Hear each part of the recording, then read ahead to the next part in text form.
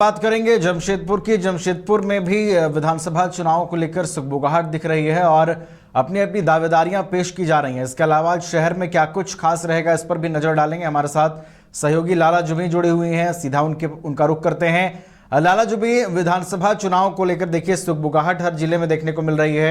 आपके जिले में भी राजनीतिक हलचल देखा जा रहा है। आज क्या कुछ हलचल रहेगा और शहर में अगर हम नजर आज डालें तो क्या कुछ प्रमुख गतिविधियां रहेंगी?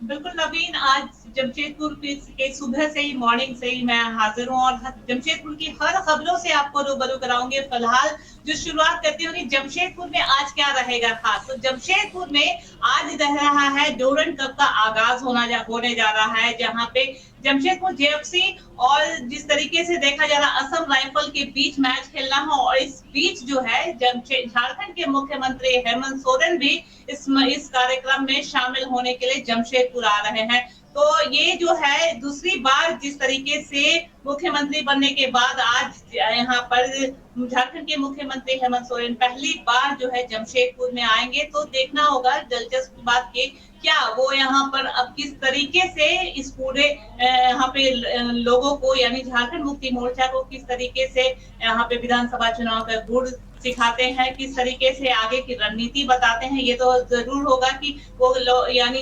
कार्यकर्ताओं के बीच, नेताओं के बीच वो जरूर बैठेंगे।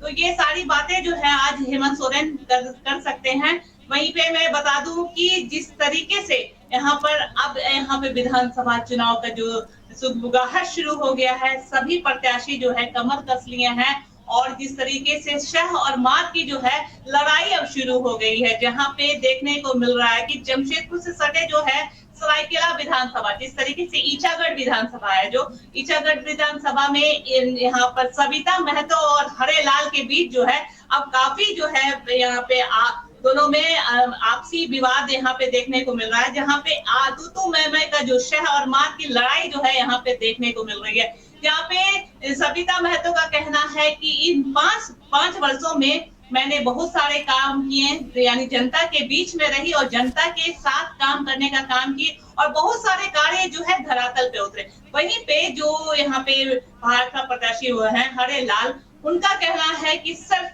कागजी काम हुआ है और उसके बाद कुछ भी काम नहीं हुआ है।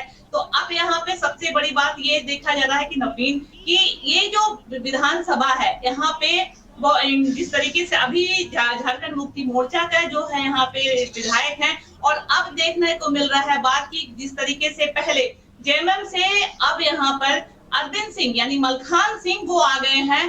तो अब यहाँ पे दोनों में आरोप प्रतिरोध की प्रक्रिया जो है वो शुरू हो गई है ईचागढ़ विधानसभा में। तो ईचागढ़ विधानसभा इस बार दिलचस्प देखने को मिल सकता है, क्योंकि यहाँ पर अब अरविंद सिंह भी यहाँ पे मैदान में उतर गए हैं और पहले से ही झारखंड मुक्ति मोर्चा की विधायक जो है सविता महतो भी यहाँ की विधायक रह चुकी हैं और यहाँ पे अब हरे लाल जी भी यहाँ पे सामने आ रहे हैं। तो देखना होगा कि दिलचस्प बात ये होगी कि किस प्रत्याशी को यहाँ पर चुनाव के जो मैदान में उतारा जाएगा। तो ये तो आने वाले वक्त में पता चलेगा, लेकिन आरोप प्रतिरोध शह और मात की जो प्रक्रिया है वो शुरू हो गई है। वहीं पे मैं बता दूं कि जमशेदपुर जिस तरीके से यहाँ पे गवर्नर जो है राज्यपाल वो उनका तबादला हो गया है, तो अब इस तबादले के बाद जिस तरीके से 9 राज्य में जो है वो तबादला हुआ है यहाँ पे, तो इसके साथ साथ जो है 15 रजिस्ट्रार का चाईबासा, घाटशिला और यहाँ पे देखा जा रहा है सरायकेला, सभी जगह पे 15 रजिस्ट्रारों की जो है वो उसे ट्रांसफर कर दिया गया है, सभी का तबादला हो गया।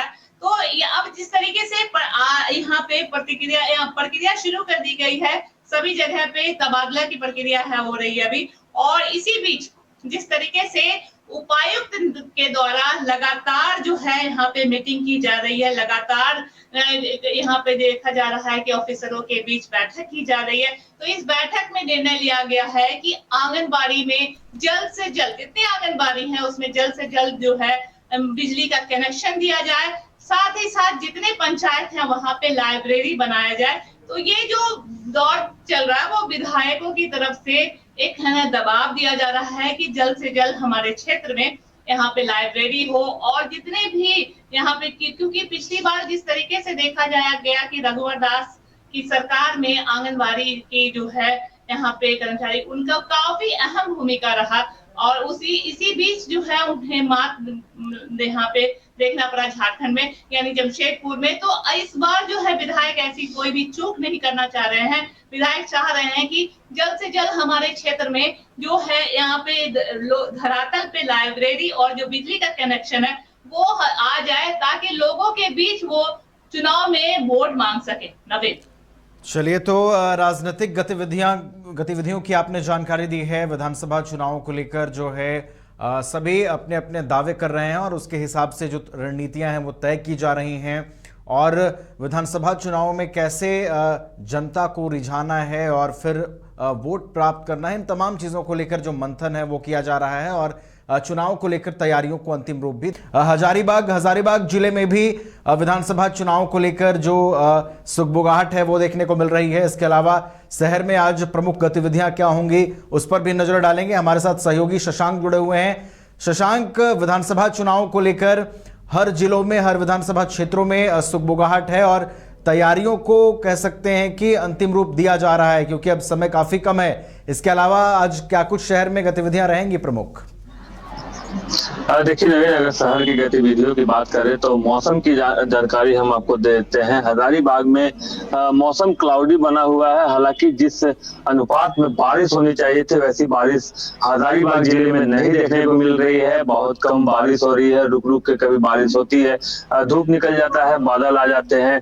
और धान की रुपाई के लिए जितनी बारिश, क्योंकि हजारीबाग जिला का अधिकतर क्षेत्र जो है बारिश के पानी पे ही निर्भर करता है धान की रुपाई के लिए, तो ऐसे में अभी धान की रुपाई के लिए जितनी पर्याप्त मात्रा में बारिश होनी चाहिए थी उस हिसाब से बारिश नहीं हो रही है। हालांकि दबाव का क्षेत्र बना हुआ है और घने बादल आ रहे हैं, ऐसा लगता है कि जोरदार बारिश होगी, लेकिन बादल आते हैं और इधर से मतलब आते हैं और निकल जाते हैं। तो किसानों को अभी भी भारी बारिश का इंतजार है जिससे कि वह जो धान की रोपनी है वो कर सके, चूंकि जलाशय भी अभी पूरी तरह नहीं भरे हैं। जैसे तालाब, छोटे छोटे तालाब जो गांवों में बनाए जाते हैं वो भी अभी पूरी तरह नहीं भरे हैं कि पंप सेट का सहारा लेकर खेतों में पानी पहुंचाया जा सके। तो ऐसे में भारी बारिश का इंतजार हजारीबाग के लोग अभी भी कर रहे हैं। अब देखना यह होगा कि मौसम कब मेहरबान होता है और कब भारी बारिश होती है।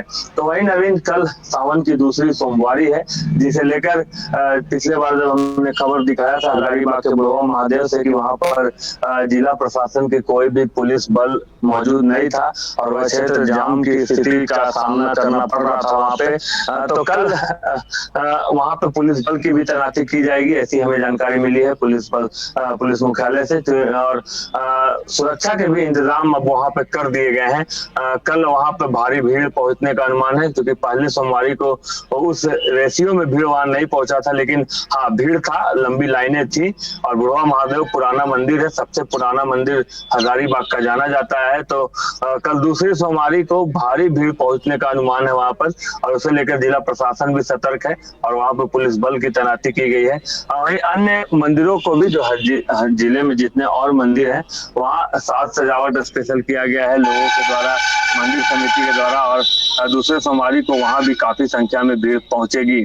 अब हम राजनीति की बात कर लेते हैं नवीन। तो कुछ दिनों में विधानसभा चुनाव है, ऐसे में जो जेडीयू है, जेडीयू की जो इस मंथन चल रहा है चुनाव को लेकर वो चर्चा का विषय बना हुआ है।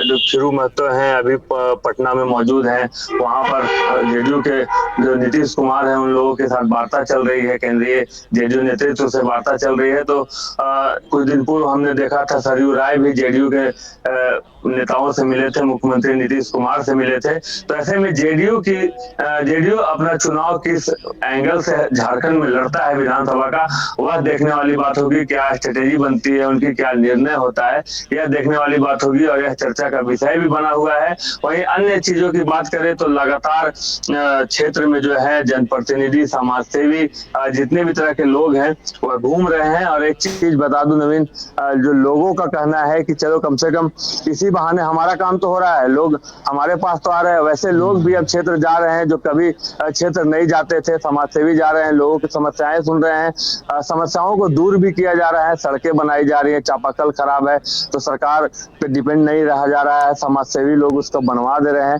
तो टिकट के दावेदार कई हैं और इसका फायदा जनता को अभी तो हो रहा है, क्योंकि उनकी समस्याओं को लोग सुन रहे हैं, समस्याएं सॉल्व भी कर रहे हैं और यह दिखाने का प्रयास है कि हम क्षेत्र में काफी सक्रिय हैं और टिकट के दावेदारी वो प्रस्तुत कर रहे हैं। तो लोगों की समस्याएं इससे कुछ हद तक सॉल्व हो रही हैं और लोगों का यह कहना है कि विधानसभा चुनाव तक जिस हिसाब से समाजसेवी नेता एक्टिव है, उनकी समस्याओं को सुना जाएगा और सरकार नहीं, समाजसेवी लोग ही ठीक करवाते रहेंगे।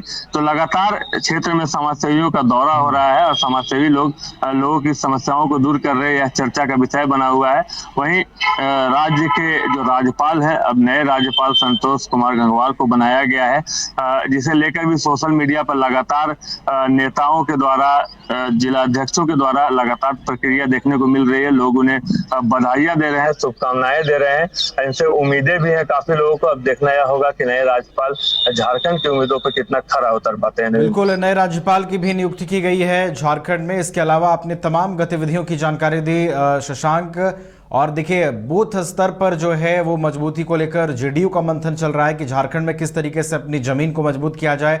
इसके अलावा स्थानीय जनप्रतिनिधि हो, समाज सेवी हो, सभी विधानसभा चुनाव को लेकर तैयारियों में जुटे हुए हैं, अपने अपने दावे कर रहे हैं, क्योंकि अब समय काफी कम है और झारखंड में विधानसभा के चुनाव होने हैं। फिलहाल बहुत बहुत धन्यवाद शशांक हमारे साथ जुड़ने के लिए और पूरी जानकारी के लिए। तो झारखंड में विधानसभा चुनाव को लेकर सुगबुगाहट देखने को मिल रही है और झारखंड के सभी जिलों में लगभग जो स्थानीय जनप्रतिनिधि हैं, समाज सेवी हैं, पूर्व नेता हैं, एक बार फिर से चुनावी किस्मत आजमाने के लिए क्षेत्रों का दौरा कर रहे हैं, मतदाताओं को समस्या दूर करने की बात भी कह रहे हैं। और फिलहाल नजर होगी कि विधानसभा चुनाव के तारीख कब सामने आते हैं और उसके बाद फिर से जो राजनीतिक हलचल है वो किस तरीके से दिखता है। फिलहाल झारखंड की खबरों पर चर्चा में हमारा साथ इतना ही। बिहार और झारखंड की तमाम खबरों के लिए आप देखते रहिए न्यूज़ 22 को।